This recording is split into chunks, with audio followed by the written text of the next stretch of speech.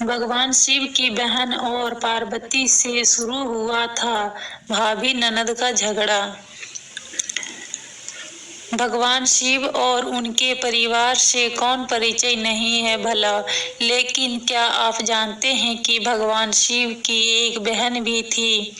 इनके बारे में धर्म ग्रंथों में बहुत कम बताया गया है। सवाल उठता है कि जब शिव जी का जन्म ही नहीं हुआ, यानी वो अजन्मे हैं, तो उनकी बहन कहाँ से आ गई। हम यहाँ आपको बताएंगे भगवान भोले की बहन असाबरी की देवी की पूरी कहानी। इस कथा की शुरुआत तब से होती है जब शंकर भगवान शादी करके माता पार्वती के कैलाश पर्वत पर लेके आए थे। तब उनको कैलाश पर्वत पर बहुत अकेलापन महसूस होता था।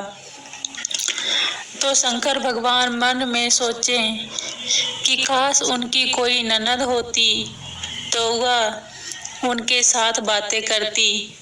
पार्वती जी के मन में यह बात कई बार उठी, लेकिन उन्होंने शंकर जी को नहीं बताई।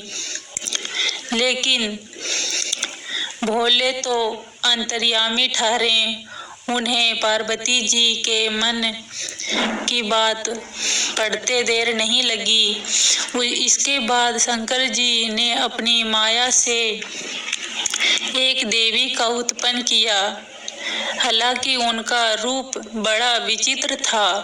वह बहुत मोटी थी और उनके पैरों में दरारें थी। शिव ने उनका नाम असाबरी देवी रखा। इस तरह माता पार्वती को ननद मिल गई। पार्वती ने असाबरी देवी को स्नान करवाया और फिर भोजन पर आमंत्रित किया, लेकिन असाबरी देवी ने जब खाना शुरू किया तो माता पार्वती के सारे भंडार खाली हो गए। इससे पार्वती जी को बुरा लगा, लेकिन उन्होंने किसी से कुछ नहीं कहा। इसके बाद असाबरी देवी ने अपनी भाभी के साथ मजाक शुरू कर दिया। उन्होंने पार्वती को अपने पैरों की दरार में छुपा लिया। शंकर जी खोजते हुए आए तो जोर से पैर पटक कर बाहर निकाला। इससे माता पार्वती बहुत आहत हुई। उन्होंने पति से कहा कि आप तो ननद को उसके ससुराल भेज दो।